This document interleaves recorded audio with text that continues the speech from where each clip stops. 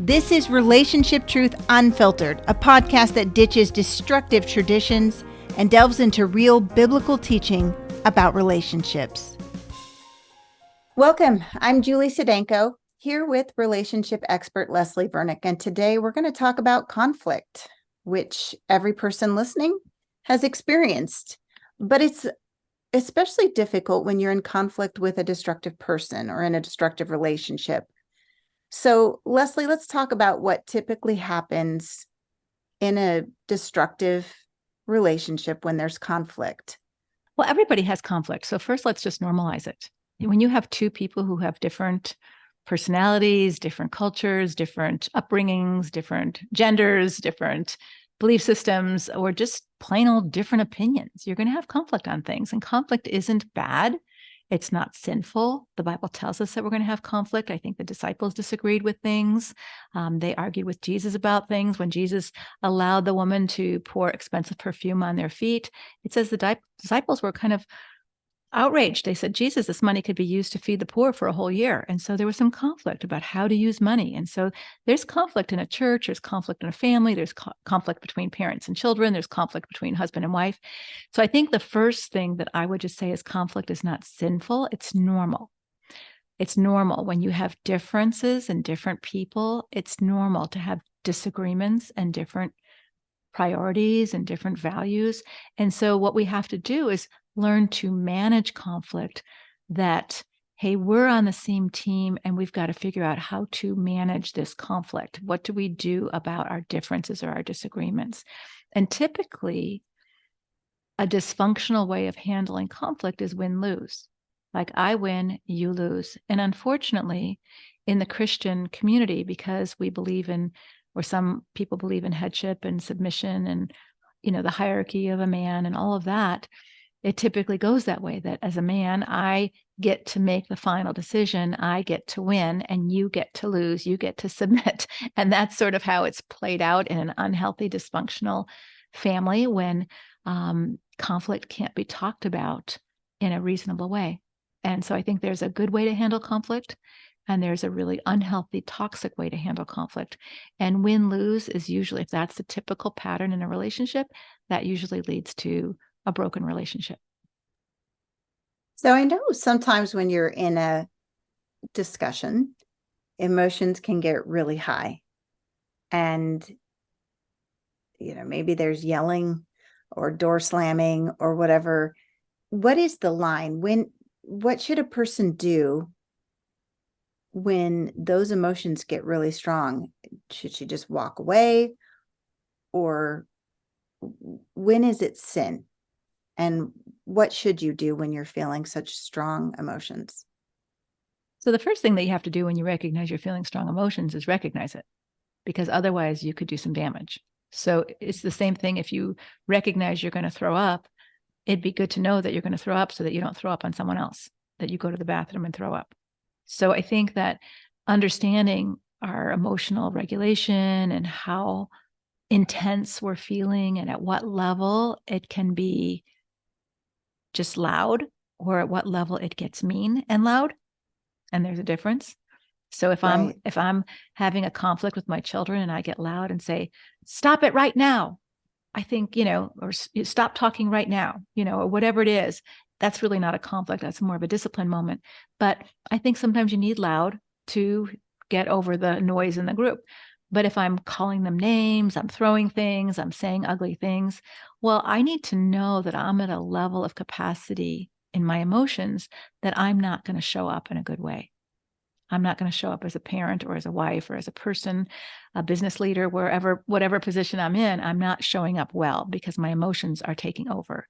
And I think that's where conflict can be harmful to the relationship, when we aren't showing up as a, let's fix this, let's resolve this, let's understand this, let's talk about this. I'm coming at it as, you need to do what I said and I need to win. So what if you're in a discussion with somebody and it literally doesn't matter what you say? It could be the most common sense argument that anybody would understand. And maybe it's your husband and he's just constantly, it's your fault. somehow turning it around, and it's so frustrating. How do you deal with somebody like that when there's like no winning? Well, there you go, I guess, win and lose, right? But there's no getting through to them. There's really no resolution to a problem. And there are marriages that are in that place where as calm, as constructive, as loving, all of that healthy as you try to be, the other person isn't. They're not healthy. They're not willing. They're not able. And the Bible gives us resources for that. It says in Romans, for example, for as much as it depends on you, be at peace with people. But it's really clear. It doesn't just depend on you. The other person has a part to play in this conflict. The other person has a part to play in the resolution of the conflict. And when someone refuses to talk, won't engage, or engages in harmful, ugly, attacking, vicious ways, blame shifting, accusing you of things that aren't true, and then you're just arguing back and forth about everything instead of just dealing with the conflict, that it's toxic. It takes its toll on you. And so I think the best strategy for that is acceptance that this person is not able or capable, and you can't resolve the conflict with this person.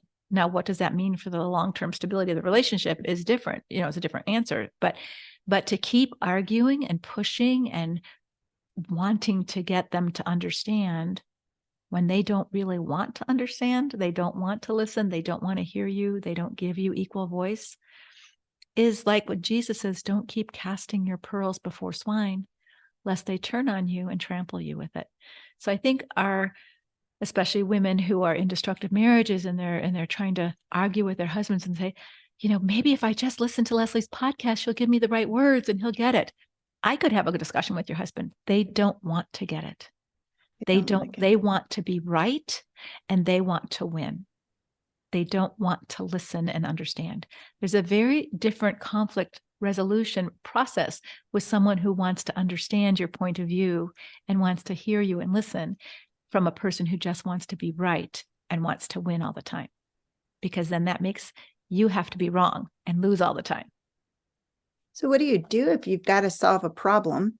You've got a broken water heater and he doesn't want to spend the money, and you're like, we really need hot water. I mean, that has to be solved. How do you work something like that out with someone who's not going to listen?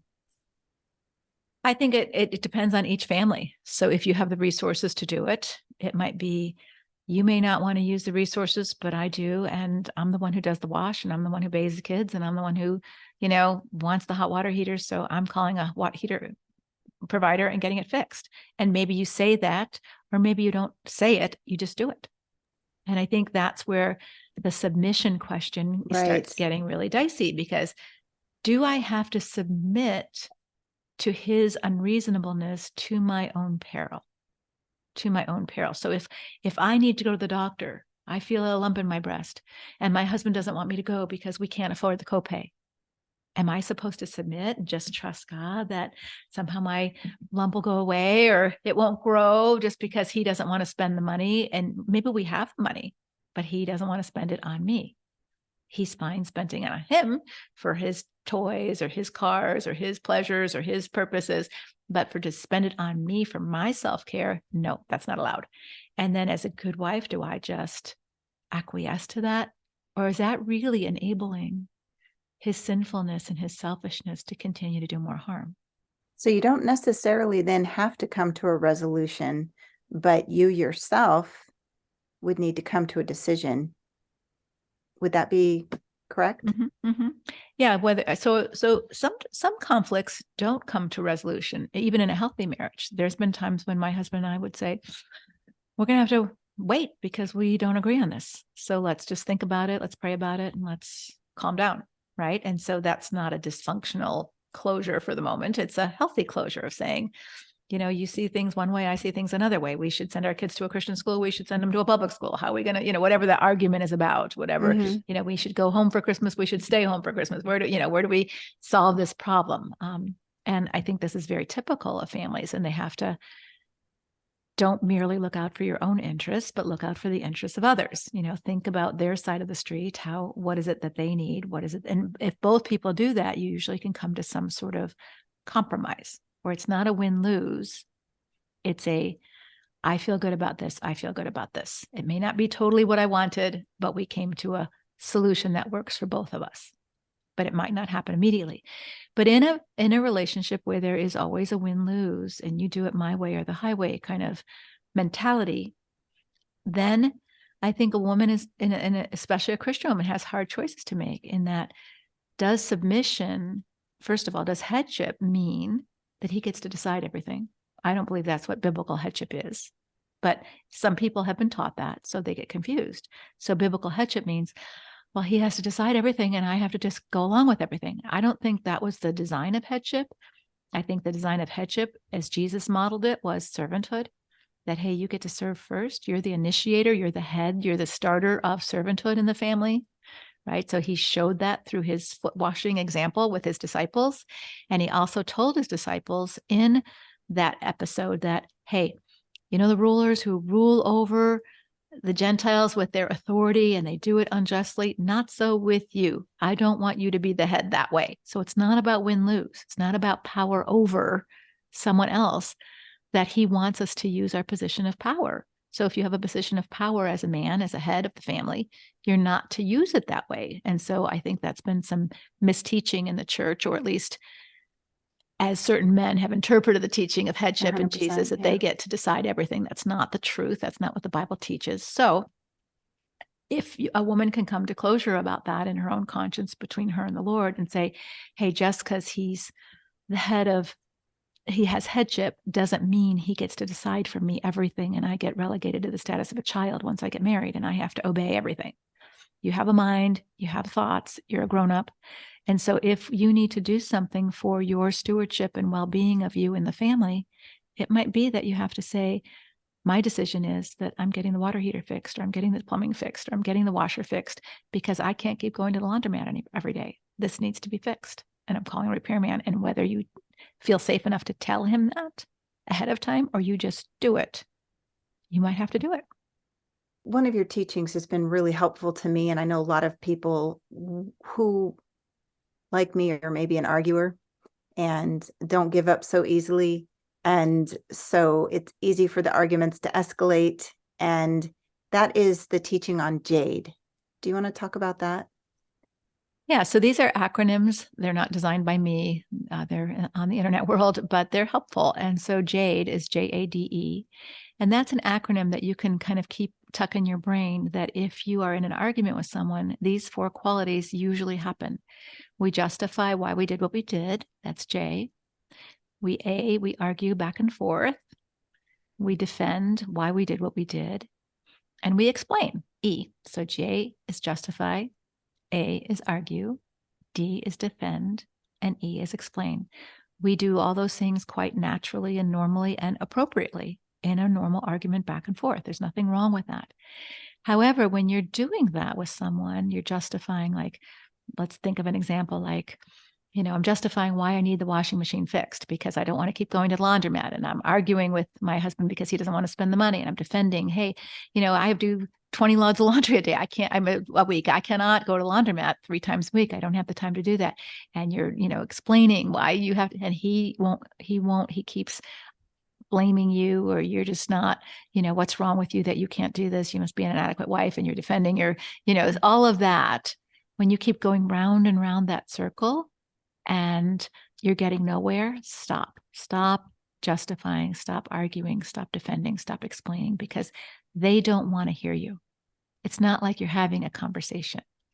You're not having a conversation back and forth where someone listens to your arguments and says, oh, well, that's a really good point. I didn't think about that. Or they're listening to your explanation saying, okay, let's compromise. Or, there's no back and forth of listening. You're just, as soon as you explain, they will do something that you have to defend yourself. And as soon as you defend yourself, they will do something that you have to justify yourself. And then you're back to arguing, and then you're back to explain. And it just feels exhausting. It is exhausting. And it's crazy like, making. Well, if I just come up with another way to explain it, then he'll get it. Well, maybe if he listens to this sermon, then he'll get it. And it's just becomes all consuming to try to get them to get it and they don't want to get it. That's the bottom line. Well, that's the bottom line. And I think you're really right on saying that, because when you realize that someone doesn't want to get it, then quit casting your pearls before swine. Quit trying to get them to get it. Jesus didn't keep wasting his energy on people who didn't want to get it. He said, you're blind, you're like whitewashed tombs, you don't want to get it. And I think that it's hard to live with someone who doesn't want to get it. But if they don't want to get it, what do you need to do in order to take care of you and your kids is really the better question, not how do I get him to get it? I get that you don't have a good relationship. I get that he doesn't want to get you, that he doesn't care enough about you to get you, to know who you are, to know what you think. You're just, in his mind, you're a role to do what he wants. Like my cell phone. I don't get my cell phone. It just does what I want it to do. And it does what I want it to do. And when it stops doing what I want it to do, I'm going to get rid of it and get a different cell phone. And so it's not that you're not valuable to him, but you're not personal to him. And so your opinion doesn't matter. And when you finally get that, don't let that define you. You are not a cell phone, even if he treats you as one. You're not an object. You're a person, and you do have an opinion, and you do have thoughts, and you do have feelings, and you do have explanations. He won't hear them. So resolving conflict becomes impossible. Impossible. Yeah. And you have to accept that. And so stop asking for that, stop looking for that, and just solve the problem yourself. That's a really hard place to come to. It is. really is, because it's kind of a finality. And then, okay, now what? And what does a person do? So here's where you get more information. So, a lot of people think, oh my gosh, I have to get this to happen. Well, you can't make that happen, but you can say, okay, I'm not going to argue with him anymore about this, instead of even asking his opinion or doing this, because it's been a pattern over 20 years that we don't get anywhere. And now I'm living with a broken washer, and I'm living with a broken toilet, and I'm living with ripped up carpet, and I'm living with, whatever it is, of his indifference or his not wanting to spend the money or him not taking the time or him not partnering with me on a decision. It's either his way or the highway. And his way, sometimes I can do that with a good spirit. And sometimes it's just plain wrong. I'm not going to do that. I'm not going to allow him to curse at the kids or, hit them in inappropriate ways. And I'm going to have to stand up or speak up or do something to protect my family or protect myself. And that may look to others as if I'm being unsubmissive. And I think this is why listening to podcasts like this, partnering yourself with other women who are going through this, can help you realize you are not alone. And you still might be a very God-centered, godly woman who wants to do the right thing, but you can't take your marching orders about that from your husband because he's not acting godly. Right. You have to take your marching orders from the Holy Spirit about what's your next right step forward. So let's say that you take the next right step. We're just going to use very simple examples like, I'm going to get the washing machine fixed. There is no way I'm going to go, and I have the money to do it. We have the money in the bank. I am not going to, or we don't have the money in the bank, and I'm going to take a part-time job cleaning 3 houses to get the money to fix my washing machine, because it's easier for me to clean 3 houses than for me to do laundry 3 times a week at the laundromat for the next year. Right. Yes. So be resourceful, do what you need to do, get your washing machine fixed. And if he doesn't like it, you can acknowledge, I can understand that you're mad that I did what you didn't want me to do, but I had to take care of me and what I need to do. So you can show respect for his displeasure and his dislike without feeling like you're having to always cave in to his agenda of what he wants and doesn't want, especially when it's hurtful to you or the kids. Feeling inspired by the wisdom you've been soaking up today? If you're nodding along and thinking, yes, I want more of that, then you're going to love what we have for you.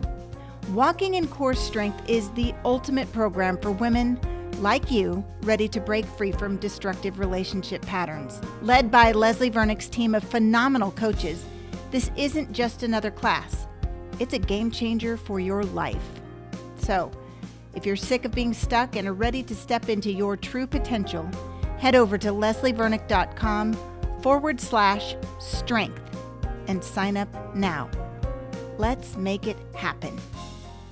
There's another acronym that you teach sometimes that's out there on the internet. BIF, just being brief, informative. What is it? Fair and firm? Firm and friendly. Firm and friendly. Talk about that one. Yeah, this is more for really high conflict conversations, where you have to have strong boundaries. So it probably isn't where you're living with your spouse at this point. Maybe you're separated, maybe you're going through a divorce, it's a contentious divorce. And he's, bombing you with texts, emails, phone calls of you did this and you're that, and I want this and blah, blah, blah. And you're just getting overwhelmed with these destructive, toxic conversations. And you keep trying to be the bigger person. You keep trying to respond in a godly way, and, it goes nowhere. You keep getting more and more and more. So this is a tool that helps you stay what we call in core strength, but not allow yourself to get caught in the whirlpool of his toxicity. And it was developed by Bill Eddy, and it's not mine, but it's another helpful way of remembering. So let's say that he's texting you about something, or you need to text him about the children and pick up and, what they need. You're going to be brief. Hi, just wanted you to know the kids get out of school early on Thursday when you're going to pick them up. So brief. Informative. You've just informed to firm. I won't be available by phone or text that day because I'm going out of town for work, or you don't even have to tell them I won't be available until 6:00 that day. Thanks. Take care. Bye. So you're brief, you're firm, or brief, informative, firm, and friendly. You don't ask any questions. And if you do, it's the same way.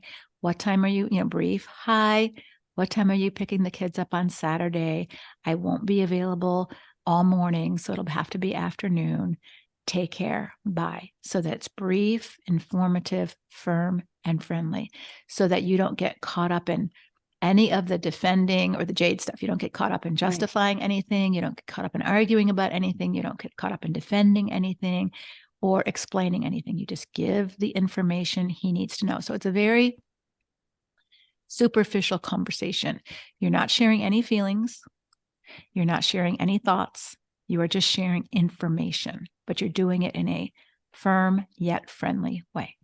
And then when you get a novel back from him, even though you were brief, informative, firm, and friendly, and he just blows up your phone, how do you respond to that? Well, there's a variety of ways that you can do that. So one of the things I suggest is that you don't read it, and that you forward it to a third party if he's not respecting your boundaries. So if you say, hey, I don't want to get into any of this anymore. Obviously, we don't see eye to eye on things, and I'm not willing to keep rehashing this. So that's your boundary. I'm not willing. So when he keeps rehashing this on the, whatever, like, why won't you let me come home? And you're so ungodly. And I don't know who you're listening to. You must be listening to that Leslie Barnick because she's, whatever they say to you. You can just ignore all that and not respond, because you're not going to talk about your feelings. You're not going to talk about your thoughts anymore, because if you're in this place of doing this BIF conversation, you've tried all of that ad nauseum, and it gets you nowhere. So this is a sanity tool to help you when there is no resolution of conflict. There is no resolution.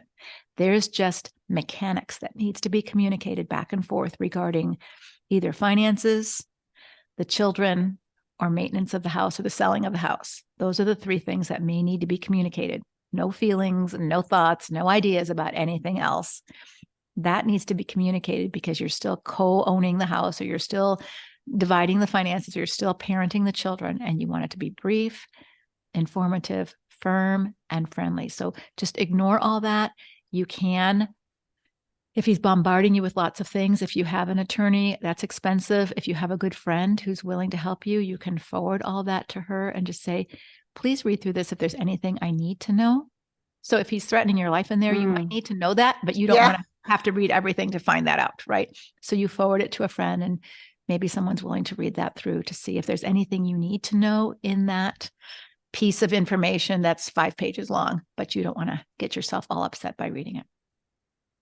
Going back to that, getting all upset, do you have any tools where somebody, whether they're in an emotional conversation like we talked about earlier, or it's frustrating because they now have to realize that he doesn't care, he doesn't want to hear, and there's a lot of emotions packed up with that. What are some tools that somebody can do to deal with those strong emotions in a healthy way? Mm-hmm.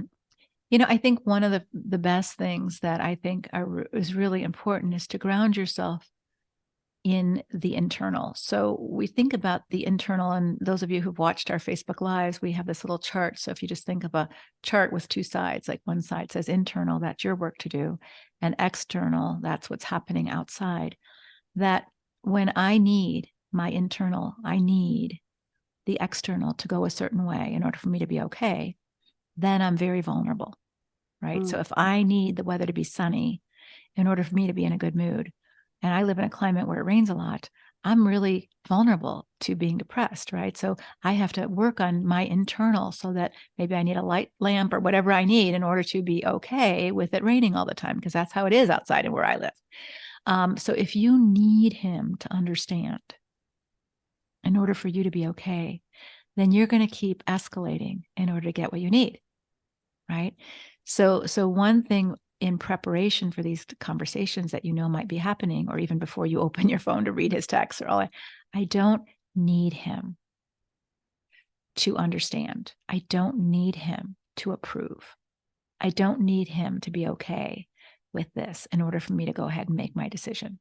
So let's say, even you're going to file for divorce, or let's say you're going to separate, or let's say you're not going to trade weekends, whatever it might be on, the conflict that's going to happen. And he's not okay with that.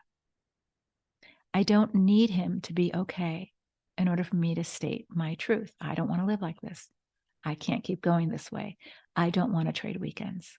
I understand that that puts you at hardship. I'm really sorry about that, but I'm not willing to continue to do this way. You don't have to say all that to him, but you do have to say that to you. So that's one way of keeping your emotions down, because our emotions get escalated when we like, come on, you need to understand. Why aren't you understanding? And we start getting more and more desperate for them to understand, or angry that they're not understanding, or they're not hearing us, or they're not accepting what we have to say. And we need them to do that in order for us to be okay. So a little prep ahead of time can really help you to say, wait a minute, I would like that, but I don't need that.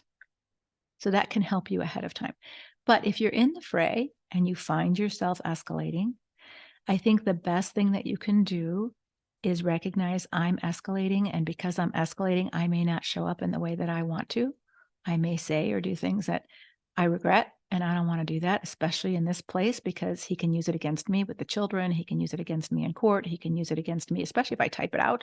That's a really dangerous place to do. So I need a break. I don't communicate with him when I'm not functioning in a good way. So all you have to do is, if you're in his presence, say, you know what, I've got to go to the bathroom. You don't have to say why you have to go to the bathroom. You might not have to go to the bathroom. You might just need to be in the bathroom so that you can calm yourself down, so that you can breathe, do the box breath. You can talk to yourself. Wait a minute.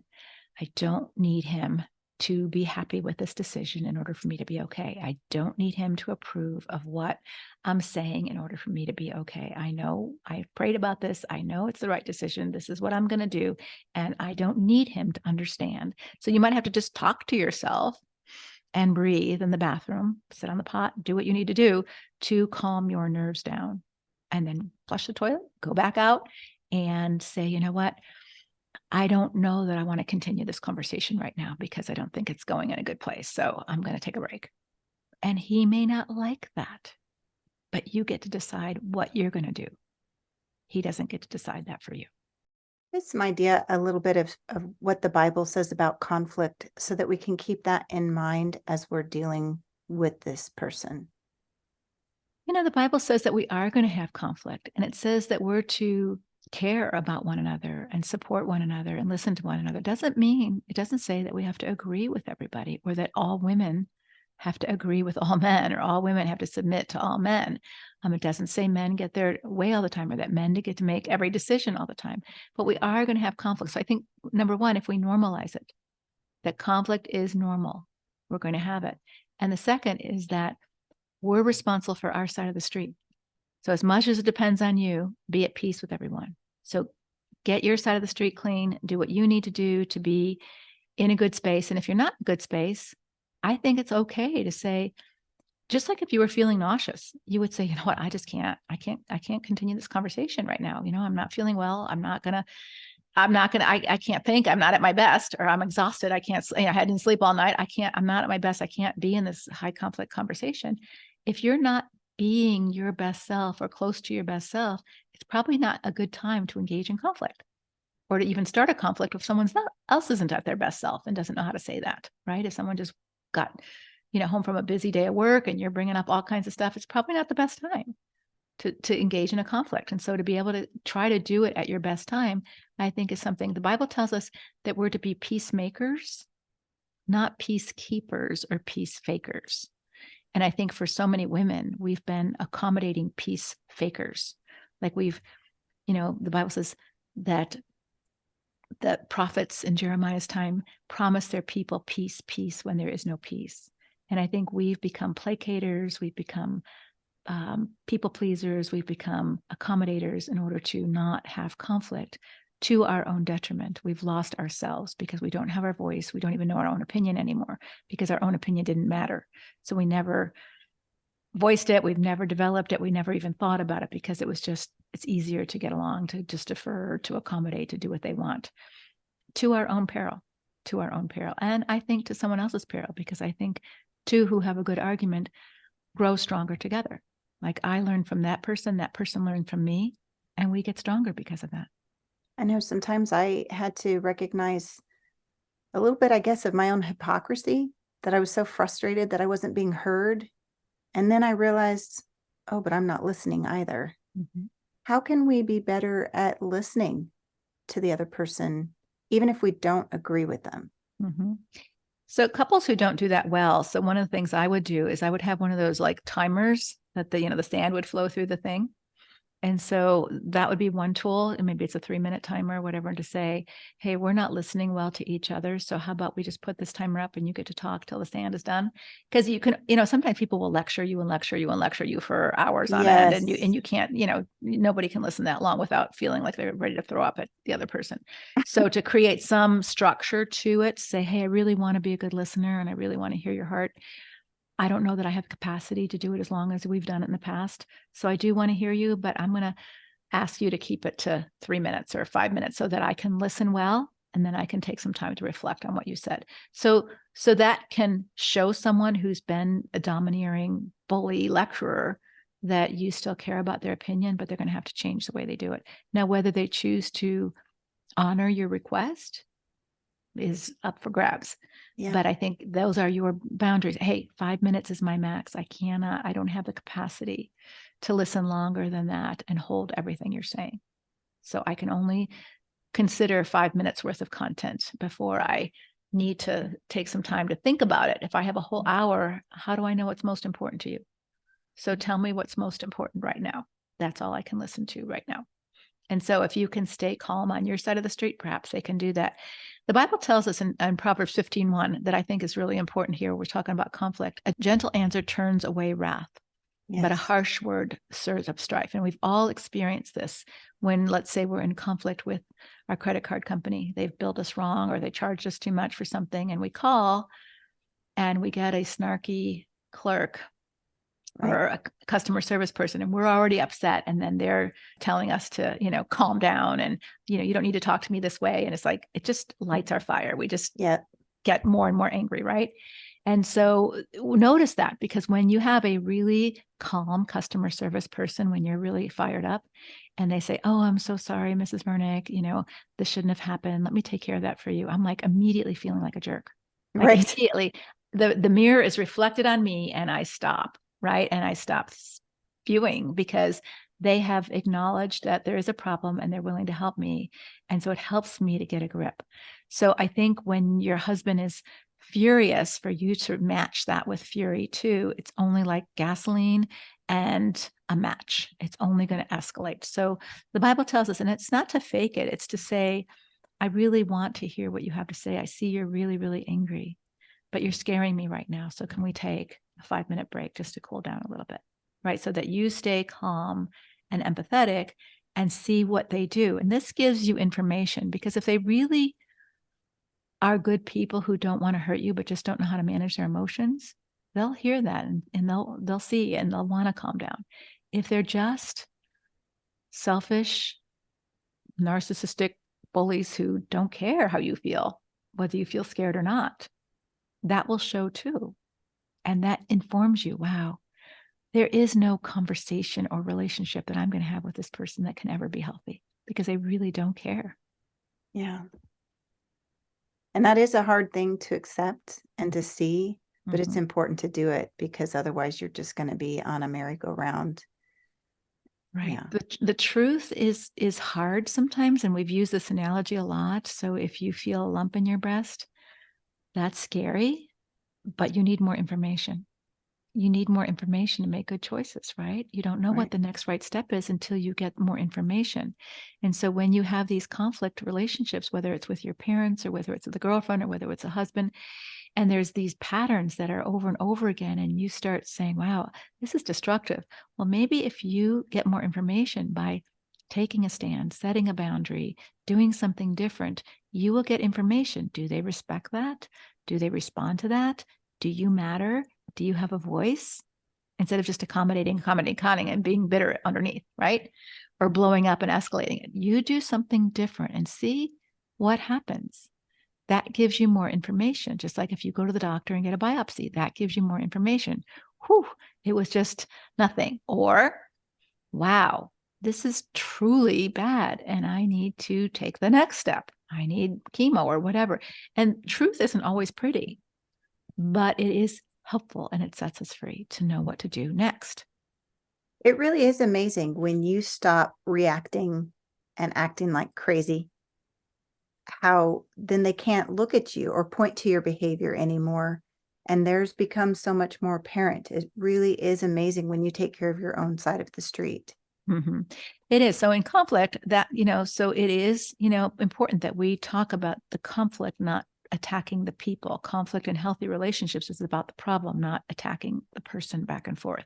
But when you feel that, and there's this win-lose kind of pattern, if you keep your side of the street calm, and you might only be able to do that for 5 minutes before you go to the bathroom. So it's okay to know your limits, just like we all have limits holding our urine. I got to go to the bathroom. So just go to the bathroom, calm yourself down, and then maybe not engage anymore. But you'll see when you take care of you in the conflict, you take care of you, you'll see whether that escalates him or de-escalates him. So when you take care of you, does he care about that? Does he respect that? Does he honor that? Or as you're going to the bathroom, is he yelling and making fun of you? Right? Even for you taking care of you. Like not only does he not want to take care of you, but he's going to shame you for taking care of you. Well, that is painful information, but it's important information to see, wow, I'm not even allowed to take care of myself. He doesn't want to take care of me, and I'm not allowed to take care of me. It really is all about him. Leslie, what about conflict that may come up again and again and again? And what is a proper response? For instance, maybe a man had an affair and he's repented and you've forgiven as best you can and you're moving on, but there are things that just come up and trigger and you want to talk it through or whatever, and it turns into an argument. Is that something that he should be able to continue talking about, or is it more you need to get over it and move on and not bring it up anymore? What about those types of I wouldn't call conflict? that a conflict because that's more of an issue that has happened in the past. It's not about a current conflict. It's about something past that isn't resolved. And I think that that's a different issue. But I think if it's not resolved, when someone does something damaging to you or to the relationship, if they don't show compassion for the impact that is caused, right? So if my neighbor is sawing down the limbs of his tree and one of his tree limbs falls into my roof and creates a hole in my house, if my neighbor just comes over and says, oh my gosh, I'm so sorry, but I'm glad you guys are Christians, take care. And he goes off to the house and, he doesn't care about the damage to my roof and he doesn't offer to pay for it. He doesn't put us up in a hotel while the repairs are being made or any of that kind of stuff. I would say this is not a good neighbor. We don't really have a relationship that I matter. And so if a husband's committed an affair, that's one of the most grievous breaches in a marriage. It's grounds for divorce. And yes, maybe he's sorry and he feels bad about what he did. But if a wife doesn't have space to say, you need to hear how this has impacted me, and he doesn't want to hear that, like, this has really devastated my self-esteem, or this has really devastated my trust in you, and I don't know if I'll ever trust you again. And that makes it hard to want to think about our future together, or, trust you with our money if I can't trust you with your body, and all of those if he can't hear that, I think that's an opportunity for more conversation. So why can't you hear how this has hurt me? So if he says, I just feel so bad about what I did. I can't stand to see you so much in pain. That might be worth working on together with a therapist. Or if it's, you're just trying to rub my nose into it, and you're always trying to bring up my bad things, and, you just can't let it go. Then he's really showing you by his words, he doesn't care about the impact it caused you. Like, you're just supposed to get over it. Well, but if it's 5-10 years down the road and you're still reminding the neighbor how his branch fell through the roof, then well, that's right. So if the neighbor did show compassion for you and paid for the repairs and did the work, and you're still stuck in the past, then I think that is your problem. And to be able to say, wow, why aren't I able to get past this? And I think this is an individual issue, not a relationship with your neighbor issue. So if the neighbor did say, hey, oh my gosh, I'm so sorry, and I'll pay for the repairs, and here's, a voucher for a hotel, or go stay in a B&B until this is all fixed, and I'm, so sorry, and I'll cover all. And they showed that impact, and you were traumatized by that. And in some ways, you're still having nightmares, and you're still, having fear that another branch is going to fall into it. That's your work to do. You were traumatized by something that happened to you, and go get help for that. But it's not between you and your neighbor at this point. It's just you. You need to do the work. Would you pray for people that are in these difficult relationships, difficult conversations, that they would have God's wisdom in dealing with them? Yeah. Lord, I pray for all of us, because we're all human beings. We're all flawed. We all have misunderstandings about people's motives or their heart, and we misjudge, and we jump to conclusions, and we can read things wrong, and we can get stuck in our own stinking thinking. We can get stuck in lies. We can get stuck in fear. And it makes it hard to have healthy relationships at times with people, especially when they have done something that has hurt us. And so, Lord, I pray that you would help us to just not always make it about the other person, even when some of it is about the other person. They have hurt us. They have done something wrong. But sometimes the damage to us is that we have to do our own work. If a drunk driver crashes into my car and I'm in the hospital, they can be as sorry as can be, and I still have to do my own work because my leg's broken, or whatever it is that's impacted me. I'm going to have to do my own work from the trauma of what happened.